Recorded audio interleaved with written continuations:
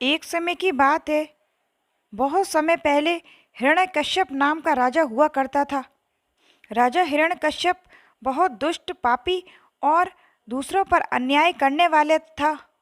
वह अपने आप को भगवान समझता था और वह सभी से यह कहता था कि पूरी दुनिया में वही भगवान है और सभी लोग उसी को भगवान माने और पूजा करें। जो व्यक्ति उसके खिलाफ बोलता था या फिर उसको भगवान मानने को तैयार नहीं होता था, वह उसको कड़ी सजा या मृत्यु दंड देता था। जनता उसके अन्याय से बहुत दुखी थी और वह इस दुष्ट राजा से मुक्ति पाना चाहती थी। और एक दिन जनता की भगवान ने सुनी और हिरण्यकश्यप के घर एक बालक ने जन्म लिया जिसका नाम प्रहलाद था। प्रहलाद बचपन से ही भगवान विष्णु का भक्त था। हिरण्यकश्यप को बिल्कुल यह पसंद नहीं था कि उसका बेटा प्रहलाद दूसरे भगवान को पूजे। हिरण्यकश्यप ने अपने बेटे प्रहलाद को बहुत समझाने की कोशिश की, पर प्रहलाद की भक्ति कम नहीं हुई। अब हिरण्यकश्यप अपने पुत्र प्रहलाद से बहुत नाराज रहने लगा और अपने पुत्र को तरह तरह के कष्ट देने लगा, पर प्रहलाद की विष्णु भक्ति पर कोई प्रभाव ना पड़ा। हिरण्यकश्यप अब अपने पुत्र को मारने की सोचने लगा। वह सोचने लगा कि यदि मैंने इसको भक्ति करने के लिए इसी के हाल पे छोड़ दिया तो इसी तरह मेरे विरोधियों की संख्या काफ़ी बढ़ जाएगी और धीरे धीरे लोग मुझे भगवान मानना बंद कर देंगे। इसलिए प्रहलाद को मारना ही होगा।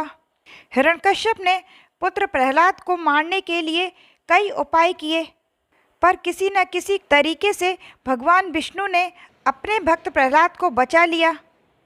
एक दिन फागुन मास की पूर्णिमा का दिन आया। उस दिन हिरण्यकश्यप की बहन होलिका अपने भाई हिरण्यकश्यप से मिलने आई। हिरण्यकश्यप ने अपनी सारी कथा अपनी बहन होलिका को बताई और होलिका से कहा, अब तुम ही इसे मार सकती हो। होलिका के पास एक ऐसी चुनरी थी कि जिसे ओढ़कर यदि वह आग में बैठ जाती थी तो होलिका पर अग्नि का कोई असर नहीं होता था। होलिका ने उसी चुनरी को लेकर एक उपाय सोचा और अपने भाई को बोली, भाई आप चिंता ना करें, आप बस लकड़ियों का ढेर लगवा कर उसमें आग लगवा दें।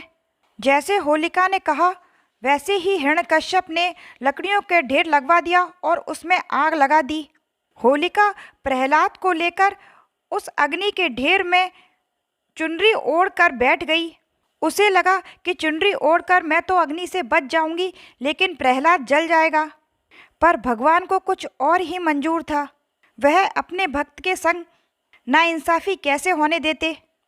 भगवान विष्णु की मर्जी से बहुत तेज हवा चली और उसी समय होलिका के ऊपर से वह चुनरी उड़कर भक्त प्रहलाद के ऊपर आ गई। इस तरह भक्त प्रहलाद तो बच गया, पर होलिका जल के खत्म हो गई।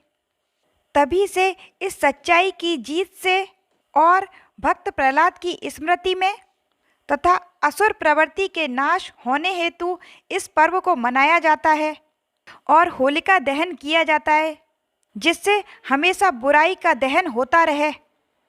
मेरी कहानी अच्छी लगी हो दोस्तों तो लाइक करना।